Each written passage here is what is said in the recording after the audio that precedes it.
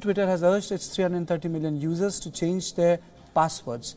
This after a glitch caused some passwords to be stored in readable text on Twitter's internal computer system. The social network disclosed the issue in a blog and series of tweets, saying it has resolved the problem. Twitter also said that it has found no indication that passwords were stolen or misused by insiders. Still, the microblogging site urged all users to consider changing their passwords. In a statement, the Twitter said, and I quote, "We fixed the bug and have no indication of a breach or misuse by anyone. As precaution, consider changing your password on all services where you have used this password."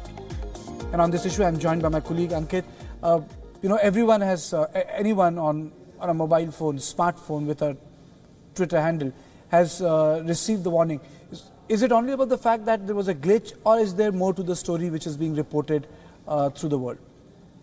Karthikeya, first of all, it's really important to understand that we shouldn't be considering it to be a hacking attempt. We should not mistake it for a cybercrime.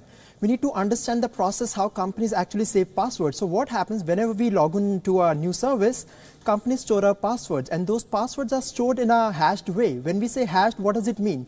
So hashing is basically a process in which companies convert our passwords into unreadable format. So whenever they store those passwords, they are stored in an unreadable format. But what happened in this case was that a glitch marked the internal system of the company, and as a result of which certain passwords were left exposed.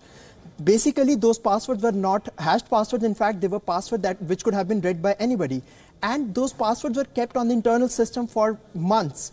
So, and the company recently discovered this glitch. So we need to understand that it was not a cybercrime, it was not a hacking attempt, it was definitely a technical glitch that left some of the passwords exposed.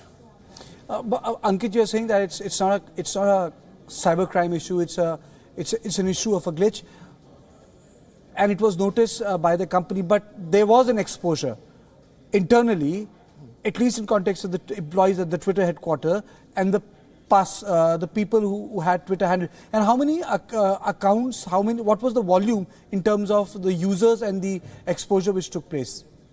So Karthikeya, another important thing to understand here is that the word internal is very important here. The company said in a blog post that those passwords were left exposed on an internal system, which means that the employees of the companies may have had access to all those passwords. But according to the company, those passwords were not stolen, they were not accessed by anyone. That is what the company is saying. We have no information as to how much accurate this piece of information is. But the company is saying that those passwords were not stolen, they were not accessed by anyone. And talking about the number of accounts who were affected, it's been discovered by people who had access to the entire process that the number was quite substantial. However, there is no clarity on the number as to how many accounts were affected. Thank you. Thank you, Ankit, for giving us this perspective on this issue on Twitter, because it's something which is used by everyone.